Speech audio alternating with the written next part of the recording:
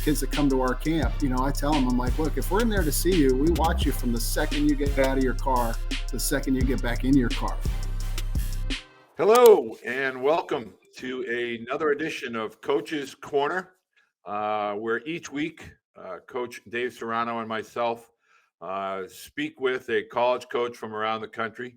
We talk about all things related to youth baseball, high school baseball, and obviously college baseball. Our guest today, been a head coach at GW, George Washington, UNO down in New Orleans, and now currently the head coach at Wake Forest since 2010, right, Tom? Okay, yeah, this is my 14th season, which is hard to believe. I don't know where the time goes. Well, one of the things I wanted to discuss with you is we talk to a lot of coaches, but we don't really go down the road with regard to program development or development of a program. And that's kind of your forte. You did it at GW, you did it at UNO under what I consider to be extremely difficult conditions, having lived down there for a number of years. And now, obviously, at 13-1 at Wake Forest, and last year's team was really, really strong. What does it take? What's the time parameter, and what type of athletes does it take to really create, your thumbprint on a program? Yeah, that's a great question. And it's truthfully, it's a complicated one. I think the higher you go, the longer it takes, truthfully. At GW, it was a relatively quick turnaround. You're competing in the Atlantic 10, which is a good league, but it's not an elite league where you're going in there and competing day to day against established programs who are kind of national powerhouses. And then you transition to University of New Orleans, which is a really good conference in the Sun Belt, as you know. And so that takes maybe a little longer. And then you get to somewhere like Wake Forest, and it takes even longer than that because the ACC is so good right from the jump. But I think the most important piece to that is just figuring out what your competitive advantage is, what you do really well, and then build your team culture around that identity. Like, find that identity. What can you do to separate yourself from everybody in your league? And again, that was quite different at all three stops, truthfully. And then kind of mold your team to that type of identity. Tom, it's a pleasure to be on here with you. I from afar, I've respected so much of what you've done, especially at Wake Forest, and how you've really brought, the development part of that program and what you've done with success. With what you just said in regards to development, when your staff goes out and recruits, are you looking more for the unfinished product than the finished product of something that you guys believe in your system that you could develop through their at least 3 years in your program, sometimes 4? Is that something you guys look for? Or are you looking for the guy who's ready to play right away? I think a combination of both. I mean, obviously you need some guys that are ready to play right away. And we've had some freshmen step in and have great success, immediately. But I think in general, I think it's the former. You're looking for those guys you can kind of mold and develop into your system, especially on the mound for us. Like, when you're starting at a program that, historically had not done well the past 5, 6, 7 years in the league, then, you're not the first option for those top end arms. So we had to do some really kind of hard thinking about how we attract and develop arms so we can compete, in the ACC day in, day out. And that was the hardest part. I think, we got good enough positionally probably in 3 years or so. I felt like we were good enough positionally to compete at the highest level. And it wasn't really till, probably maybe 5 years ago that I felt like we got good enough on the mound to compete nationally. So it certainly took some time. And the pitching lab obviously was a big part of that. Yes. And that's something near and dear to both Dave and myself with regard to pitching. That pitching lab, and I can remember, I believe, Morgan McSweeney. So it might have been 2016 or 15, somewhere in that vicinity, where I started to hear a lot about the lab at Wake Forest. Now, obviously, that is a technologically advanced kind of analytic area that you're able to use to develop your pitchers. And you were one of the first college programs to implement that. Would you equate that with your rise with being able to recruit, that kind of that development of the pitching lab, for lack of a better term? Well, certainly, so there's two pieces. There's the recruitment piece, and then there's the development piece. So it now, like in the last, I'd say probably 2-ish years, we've really been able to use that lab to recruit because we've established ourselves there. We've kind of figured out how to use it. The hardest thing about that lab when it first got built, it opened in like the fall of 2019. And how do you make that, all that data actionable? How do you like really use that to help develop pitchers? Because, there's 3 pieces to a pitcher's development. And we talk about this all the time. Piece number 1 is the biomechanics and how you move. And piece number 2 is the ball metrics and the analytics, like what's the ball doing? And piece number 3 is what we call the art of pitching, holding runners and feeling your position and being able to pitch backwards and make pitches when it counts under pressure and make pitches from the stretch and things like that. So, again, and when you're talking about development of a pitcher, you really need to be good at all 3 of those things. And that's why I like where we are right now, because Corey Mascara and Mike McFerrin, the director of our pitching lab, they do a really great job. And then we've got an analytics team of 14 like undergrad/grad students that are kind of crunching data for us every day. So, we've put together this kind of incredible staff of people that's designed to help our guys in all 3 of those phases. Hey, Tom, I looked at your numbers on the mound and they're fabulous. And that's why you've gotten off to such a great start, along with your offensive numbers and some guys that are putting up monster numbers. I guess my question is, there's many people like you that have kind of coattailed you guys with the pitching labs and the development, the analytics and all that. And as a guy who's passionate about pitching, my question to you is, as I look around the scores last night of the midweek games, and I know it's a midweek game, but even on the weekend series, why do you think scores are so elevated now? Of how many scores are double digits by teams throughout the country? Yeah, well, I think it's a lot of things. I think it's pitching. The pitching is not as deep, kind of across the board as it really should be. And there's so much information out there. What each pitcher does really well. So I think right when you have that much information, I feel like it just favors the hitter as they. Used to back in the day, you'd see the scouting report and the slider he throws in what counts and all those things. So, to me, in this world that we live in, the hitters just have, I think they have the advantage because of how, much information they have.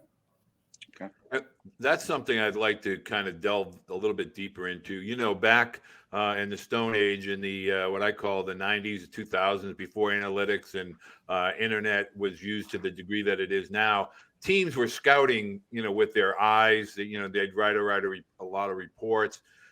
Do you think that access to that information, or the amount of games that are now on television via the computer as well as networks, do you think that allows teams to kind of do reconnaissance somewhat easier? Well, for sure. I mean, gone are the days. I remember when I first started coaching, one of the first things I did, the head coach, I was an assistant at GW, and the head coach sent me down to NC State to watch them play 3 games because we were playing them the next weekend and we weren't opening up as early as they were. So I went down there and kind of sat on NC State for 3 games to do some, and, gone are those days. And then they kind of went into that phase where you would call coaches you knew and say, hey, can you send us what you got on Georgetown, or can you send us what you got on Clemson? And those days are gone too, because now you've got Synergy that's got all the video of every game. You've got True Media who can break it down, what percentage of what's their batting average against the slider? What's their batting average against the changeup? What's their batting at? What are their hot zones? All those things. And then to your point, you've got all those games on ESPN, so you can physically kind of watch those games too. And as I mentioned, we've got 14 analysts that are kind of working on our game prep. And then we've got Corey Mascara and Mike McFerrin, working on as well. And then on the other side of the ball, we've got Bill Salento, Matt Wessinger, working on, how we're going to attack their pitchers. So it's kind of crazy. We spend, a lot of our time on game prep, just providing our guys with information to be successful.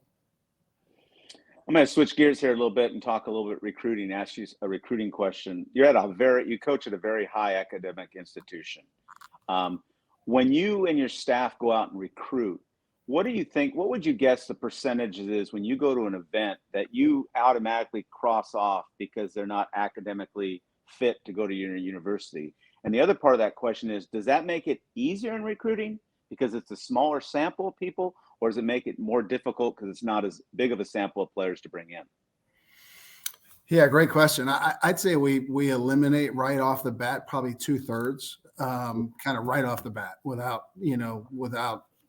kind of hey, there's no need for us to run this guy down because it's just not a fit. It does make it more difficult for sure.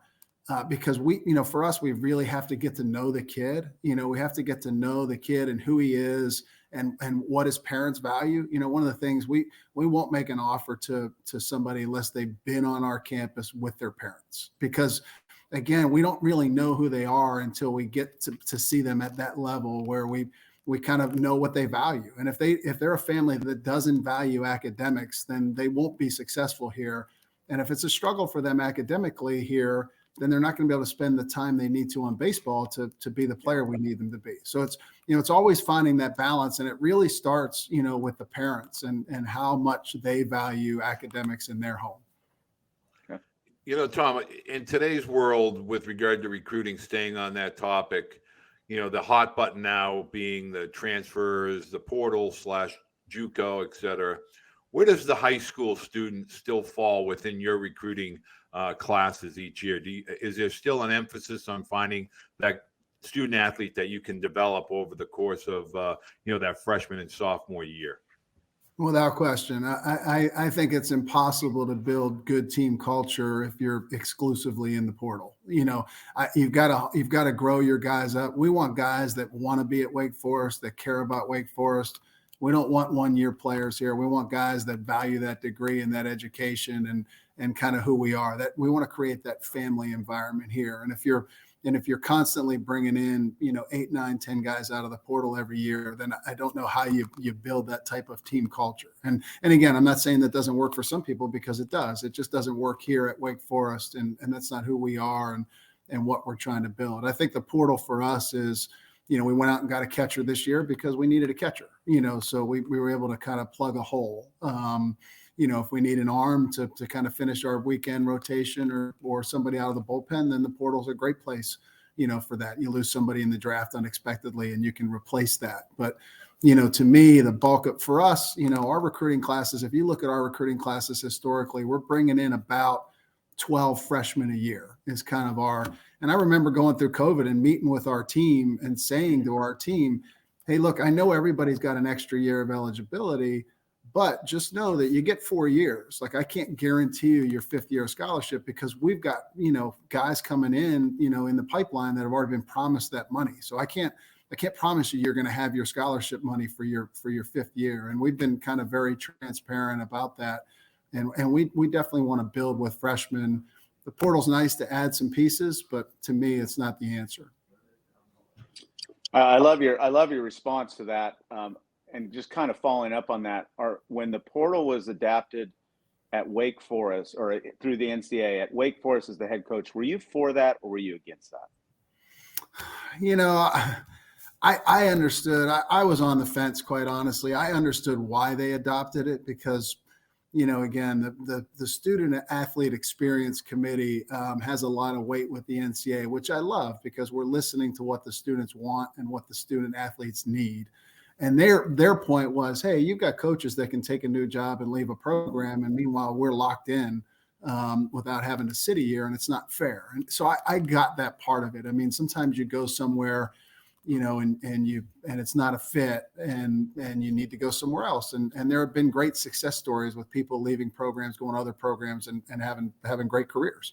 The flip side of that is, I think what has happened is it's really kind of forced kids' hands to make commitments even sooner, because the schools, they're like, well, if it doesn't work out, we'll just replace him with somebody in the portal, if he doesn't develop. And a lot of schools are very honest about that. They'll tell kids, from the beginning, hey, look, if you're not developing the way you think we would, we're going to part ways with you, whether it's before you get here or while you get here. And again, I just don't like that part of it. I don't like it. I don't like these teams kind of stockpiling people and basically holding tryouts. Like, I just don't think I just don't like that part of the game right now. Yeah. Tom, there's a lot of talk about staying on that recruiting kind of high wire. There's a lot of talk about a potential time parameter when a student athlete can actually commit. Very similar, I guess, to softball and lacrosse. I've asked a few coaches this question. Do you think that has any chance of getting through the committee with regard to, September 1st of a student athlete's junior year is when they can be offered or extended a potential scholarship or commit to a university? Yeah, I do think that's going to pass. I think it'll be a little earlier than that. My guess is it'll be closer to July 1. I think that'll open up. And I like that. I think that's going to be a really good thing. I think, again, you remember this, back 15, 20 years ago, kids would have 5 official visits and they would go on 5 official visits. And it was a really good thing, because then they can get to know the informed decision. And, right now with the way it is, kids are they feel all this pressure to commit and they want to announce it on social media. And, it's become this whole kind of big hoopla. And as a result, these guys are making these decisions without all the information. So I think that is going to happen. I hope it does. And I'm looking forward to it, quite honestly. And I think the other thing we should do, and to me, one of the ways to solve this whole problem would be like hold coaches to like an amount that they can offer. Like, get a kid, when you commit a kid, have them sign right away, and then count that against, like, in any 4-year window, and let coaches oversign by a little bit so they can kind of, factor in the draft. So I don't know what the scholarship number is. Let's say the scholarship number is 13.5 scholarships. In any 4-year window, you can't have more than 13.5 scholarships, whether it's junior year in high school, through sophomore year in college, seniors through juniors, freshmen through seniors. In any window, call it 13 and a half scholarships. But when you commit, you should sign on the dotted line, and we should hold these colleges their feet to the fire on these commitments. Good point. So, okay, again, staying on recruiting. When your staff and yourself go out and watch a travel ball tournament down at Lake Point or something like that, you've already hit on the academic portion of it, how important, and you already know which guys you're not going to look at. But what characteristics are you guys looking at? You're basically not getting to see them take infill outfield because their games are back to back to back. What are you guys looking for in that stint, especially with how accelerated recruiting is, and you've got 30 other coaches there? What kind of characteristics separate some from others? Yeah, so it's pretty easy to separate the talent. And I think everybody can stand there and pick out the 3 or 4 best players on the field. Those guys stand out almost immediately. So what we do is, obviously, once we've identified the kind of the cream of the crop, so to speak, we watch how they interact with their teammates. We watch, how they warm up. We watch how they treat umpires, and we watch how they respond to adversity, because that, baseball is a game of kind of grittiness and resilience. And so we're out there kind of trying to identify kids who, in our mind, play the game the right way and play hard, deal well with adversity, and they're great teammates. And again, everybody knows who the good players are. They're not hard to find. But finding the good players that fit kind of your culture and what you're trying to build, that's the important part. And I tell, when I talk to the kids that come to our camp, I tell them, I'm like, look, if we're in there to see you, we watch you from the second you get out of your car to the second you get back in your car. We're watching how you treat your parents. We're watching what you do pregame. We're watching what you eat at the concession stand. All those things, they're all important, because we've got to know what we're going to get once you get here, because we're not a program that's going to run guys out. We just don't believe in that. So we're kind of pot committed on our decision. And when we bring you into our family, it's like having a crazy uncle. You can't get rid of your crazy uncle just because he's a little crazy, right? Yeah. He's in the family for good. So, we want to know what we're buying. So for us, we try to slow down the recruiting process as much as we can and get to know these kids. And our, Bill Salento and Corey Mascara and Matt Wessinger, our staff, they do an unbelievable job on the phone with these kids, week in, week out, just really getting underneath who they are and what makes them tick. So on that note, I get asked this question all the time. For you as a head coach, and Bill as a recruiting coordinator, and Corey as a pitching coach, when a freshman lands on campus, what's the most common area that they're not prepared to be a college student athlete? Is it physicality, i.e. strength, skill set, repetition, anything along those lines? How can a potential high school recruit be better prepared to become a college student athlete? I think two things. I think one, managing time, is the most important thing. I think what these high school kids don't realize is how much free time they have once they get to college, because they're used to their high school day going from 8 in the morning till, 3:30 in the afternoon. And they're so scheduled. And then they get here and they're not as scheduled. So how are you going to use your free time to help yourself? What are you going to prioritize in your free time? Are you going to prioritize academics and baseball, or are you going to prioritize your social life? So how we handle our social life and what decisions we make, I would say, is kind of front and center. And then on the field, physicality is certainly a big part of it, but I'd say even bigger than that is probably just the speed of the game. The game is so much faster and they're having to make decisions so much more quickly, and just getting them up to speed with the speed of the game, getting them to slow the game down is the hardest thing. And again, we tell our freshmen, we're very honest. Some freshmen kind of hit the ground running and they make that adjustment right away. Other freshmen, it's not till their sophomore year, so for us, and that's okay. Either timeline is fine, so long as they're kind of invested in the team and they're invested in their own development and where we're trying to get them.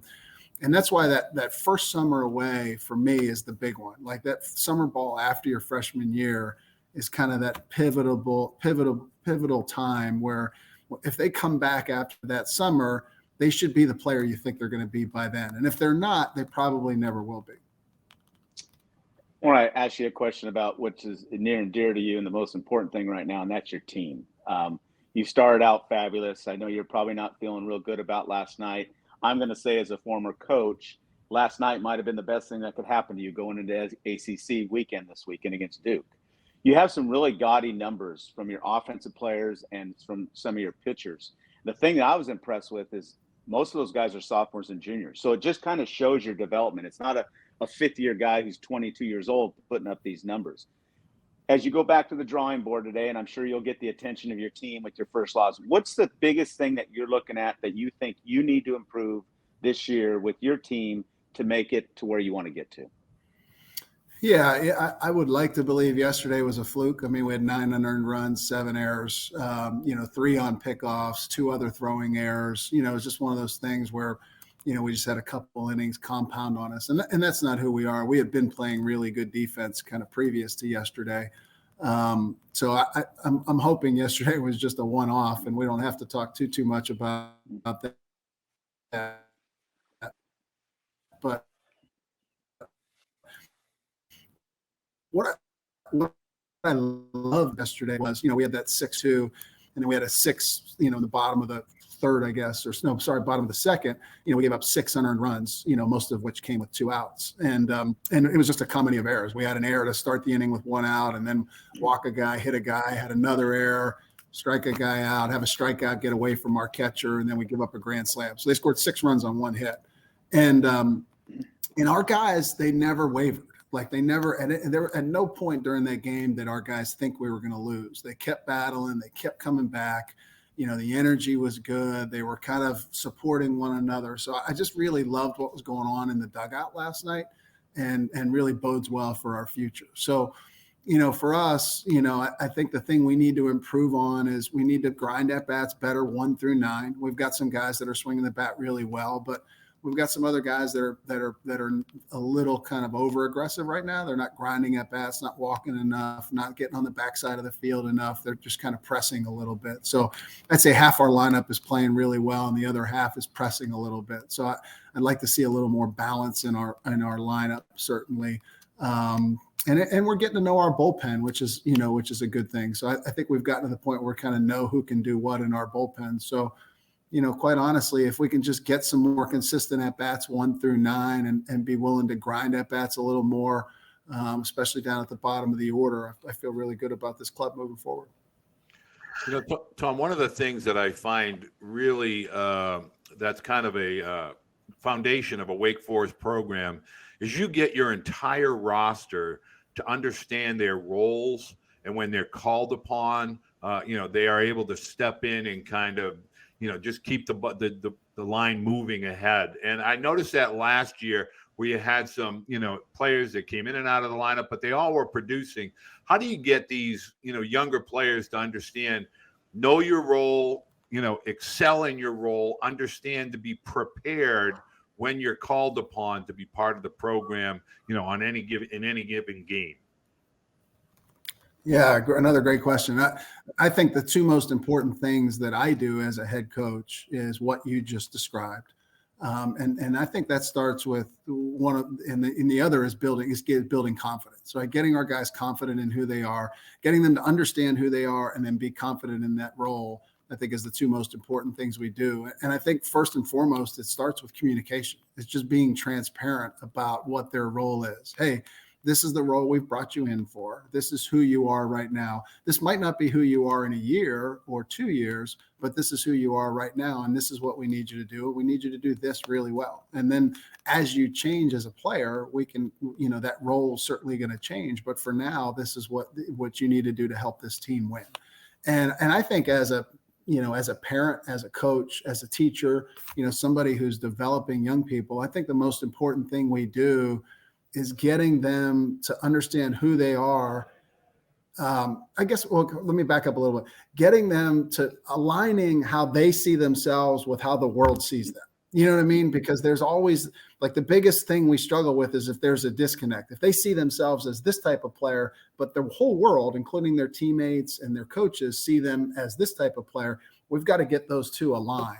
And we have a lot of team meetings and conversations about that. We took our team on a team retreat this past fall for the second year in a row, where we talk about leadership. We read a team book every year. We use that book to kind of deliver life lessons and lessons about being a great teammate.